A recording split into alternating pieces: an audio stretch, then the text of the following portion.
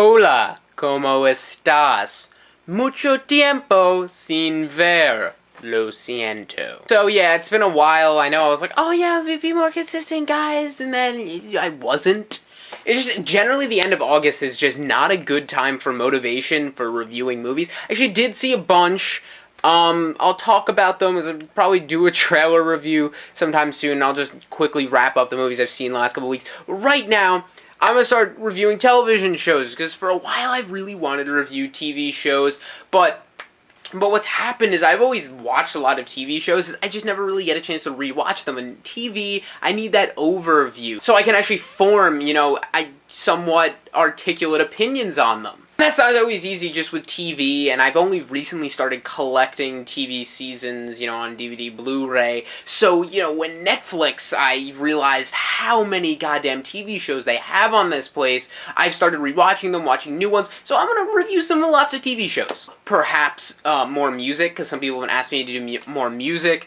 And books, maybe, even, because, I'm just that cool. And, of course, more movies. I might start doing some older movies. I mean, it's not gonna be, all in one week. It might be just alright, I'm gonna do this because I feel like it right now. So we'll see. I want to do all those things. I wanted to do them for a while, but let's start right now. Okay, so one of my all-time favorite TV shows, one of my favorite running TV shows, only for a little bit time more, is coming to an end, and that is Weeds. Now, hopefully we got some Weeds fans out there, and if you're not a fan, I recommend the show strongly. So, Weeds premiered in 2005, it's a Showtime show, and it's probably been one of their biggest hits, up there with Dexter, and was definitely one of the shows that really made people go to that channel more.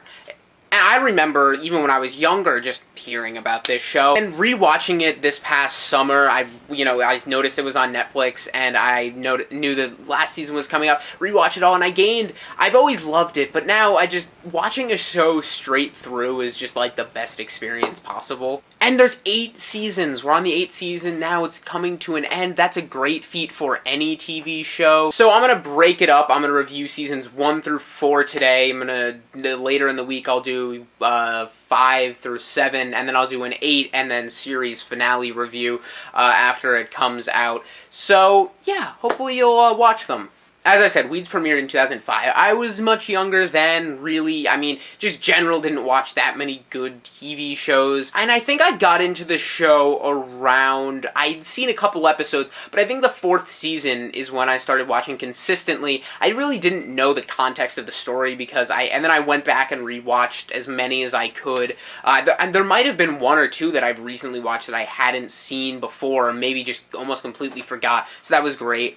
Around season 6, I wasn't quite as consistent with it, and then The Big C, which was a show that the first season was just so fantastic, kind of overshadowed, Weeds for a little bit for me. But then, the next year, there was nothing better than last year, or even the year before that, when I could watch The Big C and Weeds back to back in the summer. It was awesome. Because I have grown up as the show has, and the characters are so endearing, and I think that's one of the most important things to a show like this. But anyway, let's start with season 1. Season 1, definitely one of the best seasons, starts off great. The show became something that I totally never expected to be, a really great social critique. It goes through all, the suburban lifestyle, which is supposed to be pristine and just very trim and cut clean, but they go deep into that. And always staying funny also has this really sharp wit to it. And it never gets too obnoxious, it's all about weed, because the whole show, there's really so much more going on, and more just complications of Nancy deciding to sell. And I think people get upset about that sometimes. They're like, oh, where's the Weeds gone in the show? It's not there anymore. And I find, the rest of the characters and for most part, really interesting, and the stories are always good, that I don't really mind when it trails away from that. And also, I have to say, if you haven't watched the show, and if you have watched it, you'll know, you don't have to be a stoner to like the show. I'm sure if you like marijuana, you're gonna like this show, okay?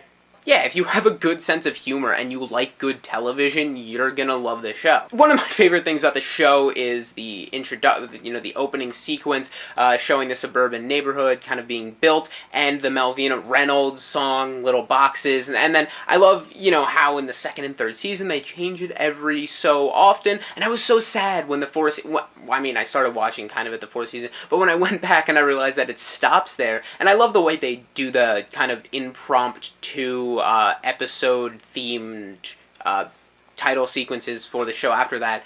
If you've seen the show, you know what I'm talking about. But I love how they bring it back for the 8th season. And that's always great. It's a great song, and yet again adds to that concept that it's really more of a socially aware show than it is just like, hey, weed, weed, weed, weed, weed. As a political conscious, it, does dwell into that. They talk about Bush a lot. And, they go to talk about the war, and it really, especially Andy, and even Shane, there's just these fantastic moments on the show. Now, Season 1 is the lowest stakes of them, or maybe excluding Season 8, where it's just this very small-scale operation, and just introduces you to the characters. And I think, while Season 2 is by far the best season, probably, that it really excels in story. The first one, it just introduces these really great characters, well-written. The story isn't all that compelling yet, it's just kind of enjoyable. It's just not quite that ambitious yet, and it really settles a lot, but it's okay because it is always enjoyable, it's fantastic, and I still continue on watching because I love the characters and the way they interact, especially when Andy comes in. Andy, definitely one of the best characters, especially for the first couple seasons. While he comes off as this party boy, irresponsible stoner, but I love how they have him actually really care for tending to the kids and just being around for them. I really loved that. And the kids are fantastic. Alexander Gould is Shane, Hunter Parrish, I think, is Silas. I really didn't like Silas for most of the show. I mean, he's a cool character, eventually becomes a cooler guy, but he just is always kind of a dick, and Shane's just awesome. I love Shane. That character is fantastic, especially later on. He just gets so awesome. And then there's Doug, who you would never, expect to be, still in this show, but he just manages to kind of slip and slide around and always lightens up the show when later on it gets darker, he gets goofier to balance it out. But this is when the show's kind of all converged on one. They're all involved with each other. And then there's Celia, just the perfect bitch. And then they start to get, clever on you with the end of Season 1. And, by the way, spoilers, because, it's been around for a while. When she finds out that Peter Scottson, the man she's dating, is actually a DEA agent. That's the beginning of just a series of fantastic season finales that the show is just so good at doing. So Season 2, the best season. Almost definitely. It's just that there's this perfect mixture of tension, but also things aren't quite gone to shit yet. Like when Season 3 things just kind of go bad, and then just, I don't mean in quality, but I mean for the characters, and just kind of stay that way. You have, Doug and Celia have the affair, and at first I was like, I really don't want it to be this show, one of those stupid shows where just everybody fucks everybody, and then it's just this emotional bullshit. They actually did it pretty nicely. You have Nancy and Conrad starting out to grow up, and I just love that. I love the whole, just the season where they're growing, and it's so awesome. This is when the show is just in its prime. It's fun to watch. I don't think there aren't times where it isn't enjoyable, but this is just the best. Unlike some of the later seasons, everything it seems to do that just might seem of episodal importance, it actually comes back to have some relevance, which is nice. Peter and Nancy getting married. The show, it does a good job of keeping you on your toes. There are some that are very well directed to have kind of this, cheeky wink at the end of the episode. Even episodes themselves just can end on not even these cliffhangers, but just oh yeah, we're gonna throw this bit of information at you. Oh no, the episode's over. And the great thing about Netflix is you just go to the next episode. Mary Louise Parker is fantastic at just being this little aloof, just kind of all over the place. She's just always, her persona, her disposition is just classic. It always is pitch perfect. She does it so well. Really, really carries the series. She is fantastic. She fucks up a lot. And that is definitely probably the theme of this show, that Nancy everybody kind of screws up, but she just continues to get herself in these situations, and she has fantastic survival skills. But it's just, she does, for that, carry the series so well. So you have Peter decides, Nancy, you're kind of fucking me over here, I'm out. And you have that, Shane's graduating. Oh, Zooey Deschanel, making her little cameo, beginning of a bunch of great cameos. Snoop Dogg was in a cameo earlier in the season. And it's just things like that the show could just make these goofy one-note jokes that they actually continue to make really cool parts of the story. The way Season 2 ends, And the editing, the direction, the music, the soundtracks to all of these seasons, even still to this day, are fantastic. The show always has great music, great timing as well. Just the way that things converge, the second to last episode ending where, Nancy finds out that all along someone has been stealing, the person who's been stealing the drug-free zone signs and the cameras was Silas, and that was something, brought up much earlier in the season, and just these things that just carry themselves out to culminate so well. Shane's graduation, all those different things. Silas wanting to be part of the business. Get to this showdown, and you don't even realize, what Halia was asking these Armenians to do, and then all of a sudden they show up, they kill Peter. They want the money. Silas stole the weed. He got the money on everybody. Celia finds out about Silas. Shane's driving off with Zoe Deschanel, on his own. And it is just this perfect, the way they do the music and they zoom up Nancy's face and it's just so perfect. One of my favorite cliffhanger season finales. And I love the way that it continues right over into the next season. I don't like it when TV shows have inter-season ellipses, because I don't like that huge gap of time, especially when it's a cliffhanger, and then you come back, and then it's like halfway through the action of what was happening. I mean, it's a cool technique sometimes, but I think it's more so useful for the fact that obviously people grow over, a year, and things change, and you have to keep some sort of continuity. But the way I don't know how they do it, because it literally picks up the second it left off in the next season through season 3, and does it several times. Even the first season does that. Even after season 2's cliffhanger, season 1 of episode 3 has another cliffhanger, basically just coming right off of season 2, and just with Celia and putting all the pot in the pool,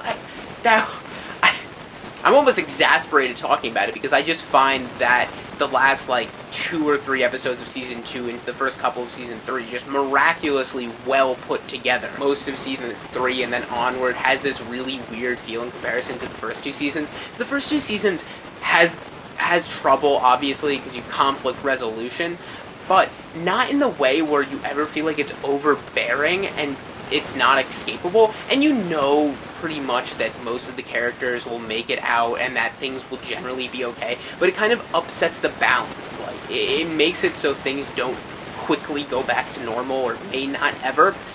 And I really love the way they do that, because I didn't like it the first times I had seen it, because it's unsettling as a viewer, and that happens with any TV show when they make an ambitious change. Shows like the parallels of on the other side, you have Doug and Celia and Andy's issues are pretty light in comparison to hers, and that gets even more evident throughout the series, where it's like this leavening agent to make the series more, and just to add more comedy in there. And actually, they do a great job of inserting comedy into drama, really seamless. And this is the part of the show where I think Shane becomes probably the most interesting and awesome character. I always loved him, maybe because I was younger and I kind of related to him in some way. But yeah, where he starts just, owning the religious zealots at his summer school, and he's always kind of had this interesting kind of political nature and big vocabulary. He just kind of enough says people in this really cute kid way. And Alexander Gould, just a really good job of making this mature character who also garners a lot of sympathy. For the first season and seasons to come, I always felt so bad for Shane. He's kind of ignored. Andy tries his best, but everybody treats him weird. So many people are just assholes to him, and he's just this really cool kid. I mean, Nancy just ignores him and doesn't have enough time for him, and I always felt so bad for him, and he takes it so well, and he's just such a cool kid. In comes Guillermo in the Spanish part of the show. U-Turn hated him because he was an asshole, but I loved the part where it was I'm grooming you, Nancy, and he's trying to show her the ropes of being a thug. I just found that so funny, and just made me love Nancy, just because she's just hapless badass. So season 3 ends with a Grestic burning, and they do a good job of leading up to that as well, coordinated very well. It's a different kind of ending from season 2. It's not, it is somewhat of a cliffhanger, because you basically leave their entire, homes and livelihood burning. And it is kind of sad, because I always wanted them to get out of the suburbs, and because it was this really douchey area, but in the way that I loved that, because they were making fun of all these people, and it was just this very home-like environment, and just always, just was a great support beam and atmosphere for the show. But I was excited to see where it would go. Definitely very ambitious setting, just basically leaving everything up in the air, up in flames. Season 4 picks basically right up again, and this one you can tell there's some aging. Like, Shane just looks different, and his voice is starting to deepen, and I found that kind of funny. And they try their best to make him, like, talk a little softer so you don't notice it. Or maybe, I could just be imagining that. And yes, this is where the show starts to take a gradual decline. I still think Season 4 is good, but it doesn't quite measure up to the greatness of the previous 3 seasons. Those are like the trilogy of the true original series, and I really admire the show's ambition from Season 4 on out. I really do. They make some really intense and intricate plot. There's just a great, really awesome new stories, but they're just not as cohesive. It just doesn't have this overarching effect like the other seasons had, where there's this importance, and the characters aren't as fleshed out, and everything just doesn't seem as well coordinated as in the previous season. There's a lot of tension, great comedy, the characters are still awesome, new and interesting things, just they don't come together as well. Good. But my favorite thing about Season 4, and definitely its biggest redeeming factor, it's still a good season of television, is it finally gets into the morality of, what they've been doing, Nancy explains she really doesn't have a problem with, the drug itself, because marijuana, there's really very few bad things about it.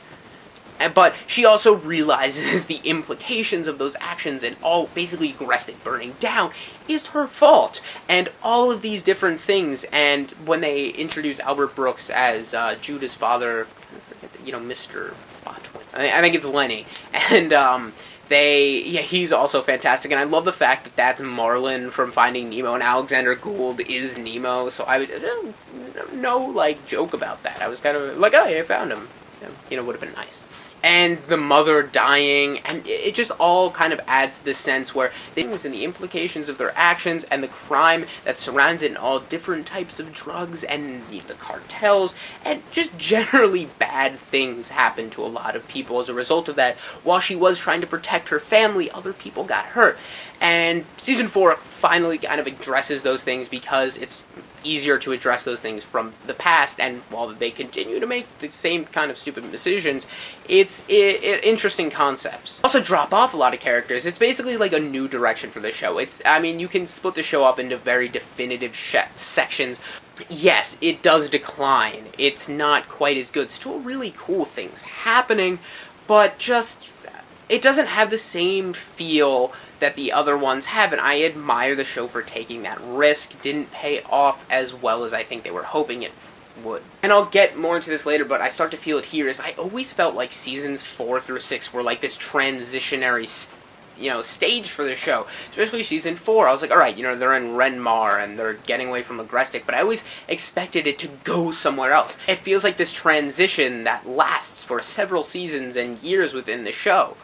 And that's a bad thing to have. While it kind of keeps you on your toes, it just never felt like where they should be. And I know people get like that with shows, especially it gets deeper and you feel like you know better than the writers do, so you kind of feel like, no, this isn't what should be happening. But I always wanted the show to go back, maybe because it was better in those first 3 seasons, I wanted it to be closer to that. But I think rewatching it, I did gain a respect for the later seasons and their ambition. But anyway, those are my reviews for Seasons 1 through 4. I don't know how I'd really rate them. Seasons 1 through 3 are some of my favorite seasons of television out there. So, tell me your thoughts on Weeds. Have you watched it before? Have you stopped watching it? Do you ever plan on getting into it? I'd recommend it. And tell me if you like my TV show reviews. I know they're really long, but it's hard to make reviews for TV that are concise. Maybe I'll get better with it as time goes on. But if you've watched this whole video, congratulations to you.